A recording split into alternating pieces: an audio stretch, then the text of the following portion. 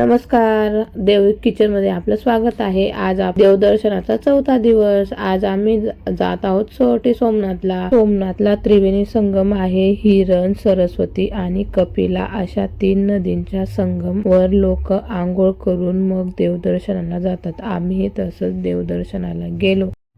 तिथे कबूतर आणि खूप मोठ्या प्रमाणावर फ्लेमिंगो पक्षी आलेले दिसतात। खूप छान असं वाटतं। त्या नदीत मासेही खूप आहेत।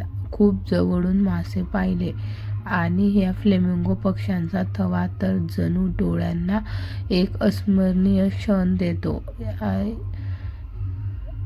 हे बघा किती सुंदर असे मासे। देव आणि युगूंनी पक्ष्यांना आणि माशांना दाणे काही पीठ टाकलं आणि आम्ही कामनाथ महादेव मंदिराकडे निघालो। तिथे दर्शन घेतले आणि लगेचच पांडव म्हणजे देवदर्शनाला गेलो। पुढे जाताना लगेच एक वेगवेगळ्या प्रकारचे तोरण घेऊ शकतो आणि वरती पायऱ्या चढून लगेच सूर्य मंदिर आहे। त्या मंदिरात सूर्याची प्रतिमा तयार केलेली आहे। मी तिथे दर्शन घेतले आणि समोरच एक कुंड आहे। त्या कुंडात पण मंदिराच्या समोरच पांडव गुफा आहे। आम्ही तिथे खाली गेलो। तिथे माताजीचे मंदिर आहे, सूर्य मंदिर आहे, असे वेगवेगळ्या प्रकारचे मंदिर तयार केलेले आहे। आम्ही तिथे लिंग वगैरे पण आहेत।